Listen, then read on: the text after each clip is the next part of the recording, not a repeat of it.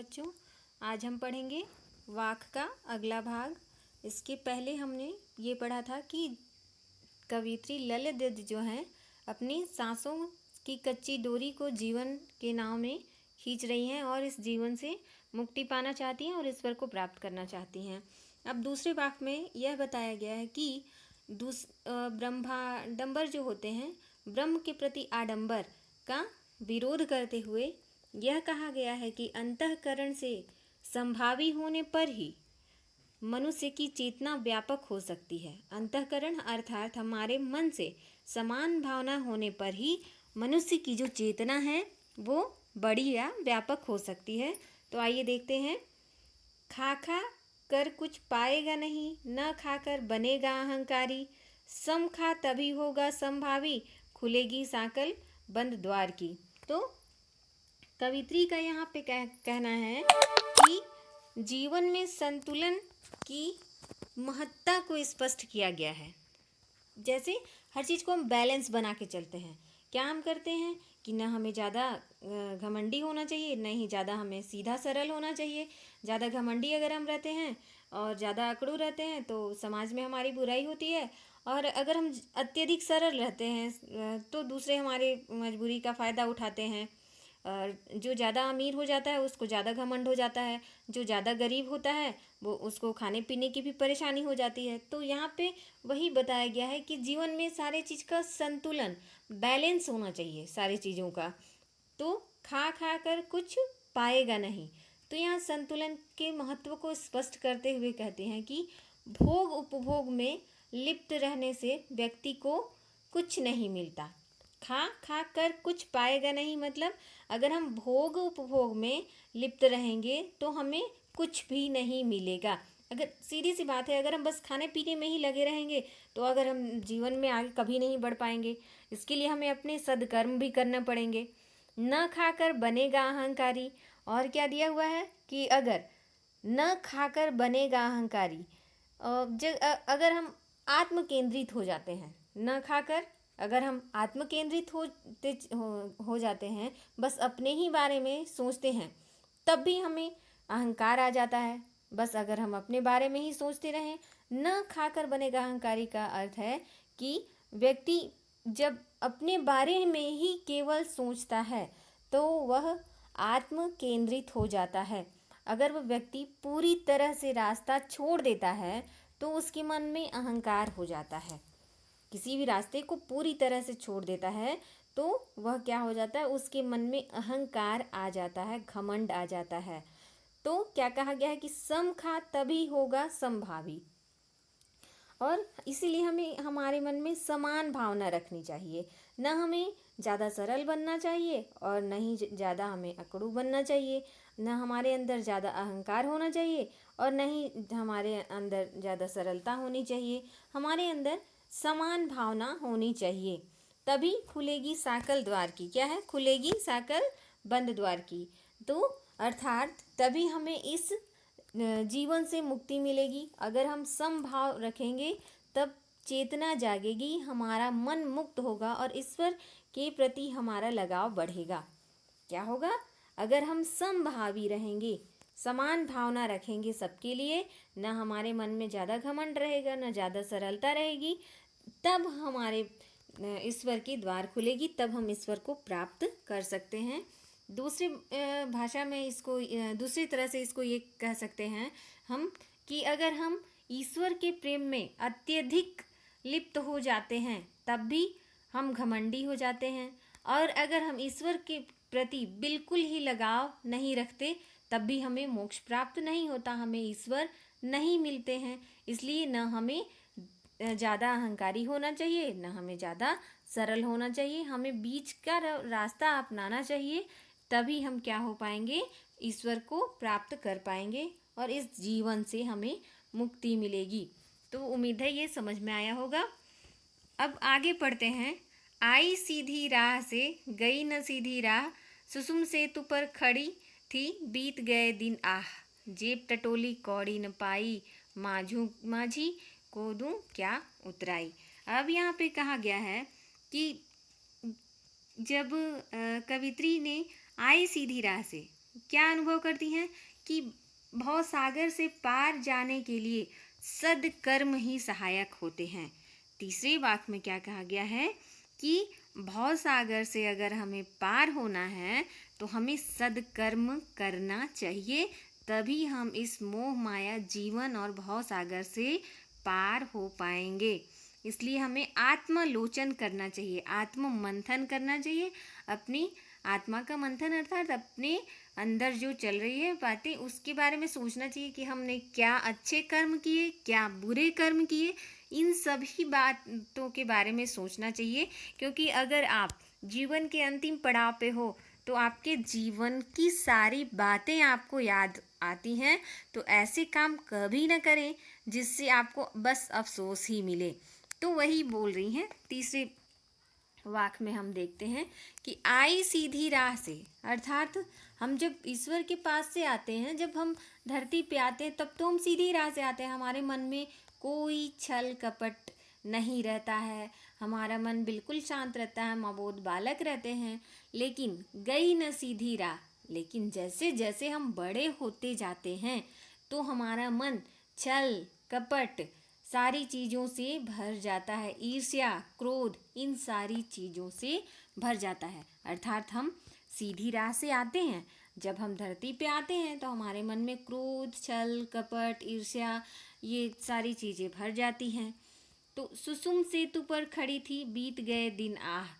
तो सुषुम सेतु एक सुषुम्ना नाड़ी होती है जो हमारे दोनों भौहों के बीच में नाक के ऊपरी भाग में रहती है।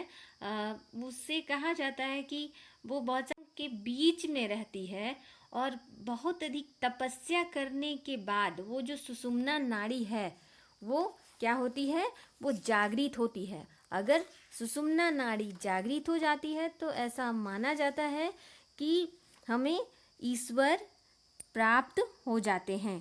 तो ये सुषुम्ना नाड़ी कैसे जागृत होती है? हठ योग से।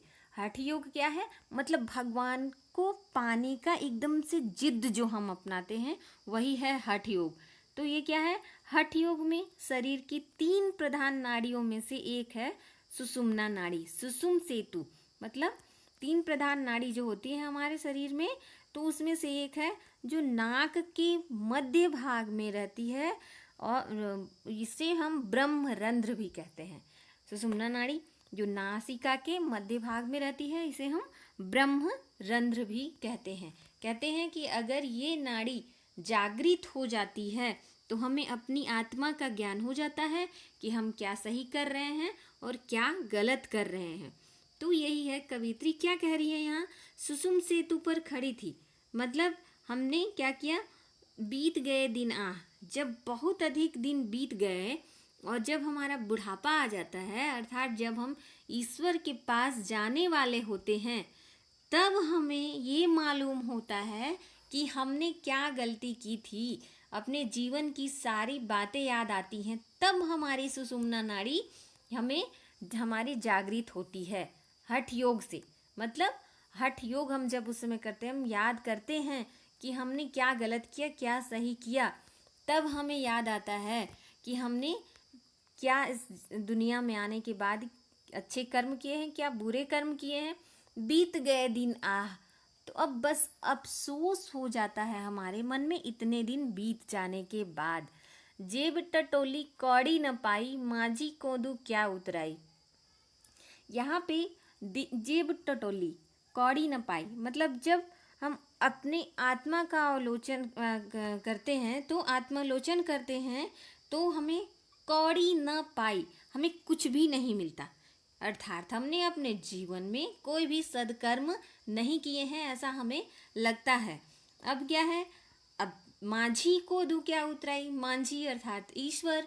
अब हम क्या करते हैं, ईश्वर ने जो हमें जीवन की नाव दी है उस पे तो हम अपना जीवन हंसी खुशी बिता लेते हैं, लेकिन जब हम ईश्वर के सामने जाते हैं तब हमें पता चलता है कि हमने क्या जीवन में किया है। माझी को दू क्या उतराई, हमने तो सद्कर्म किए ही नहीं है।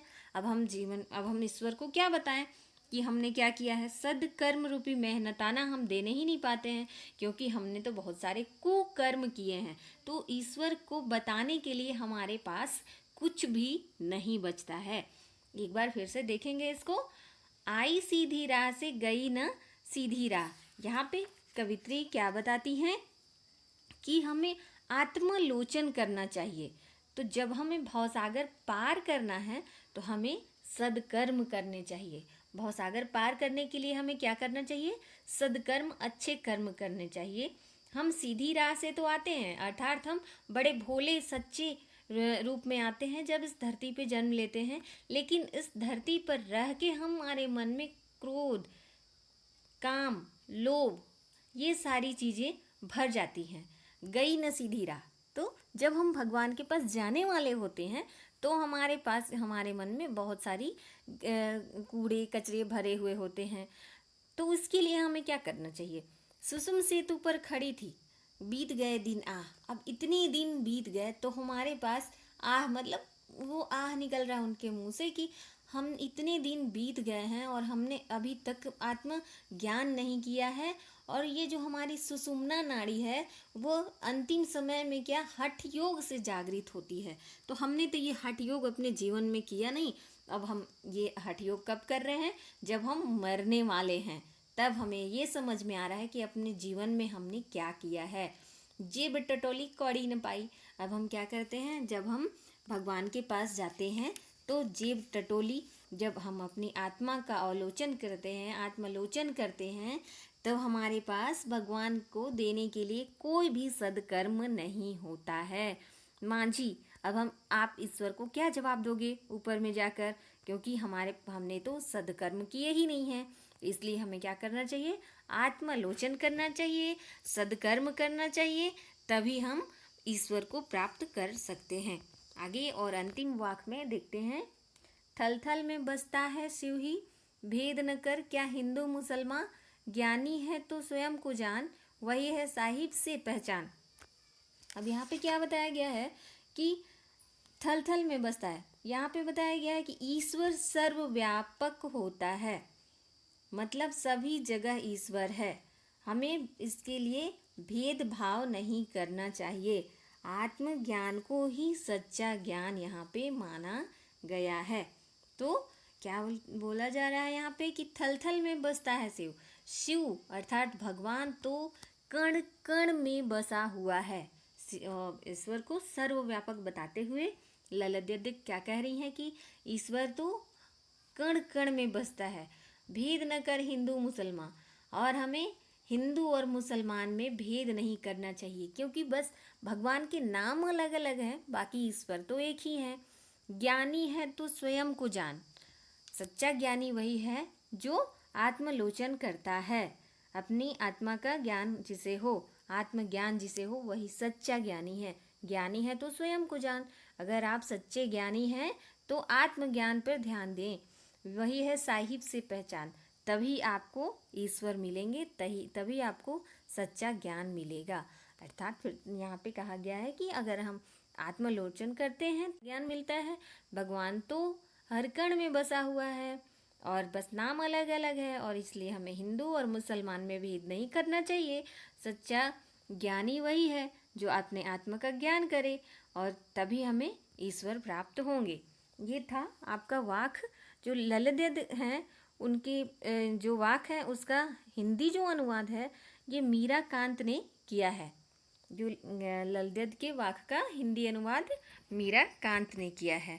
उम्मीद है आपको समझ में आया होगा। इसको ध्यानपूर्वक या 2-3 बार सुने और इसका अर्थ लिखकर दिखाने की कोशिश करें। धन्यवाद।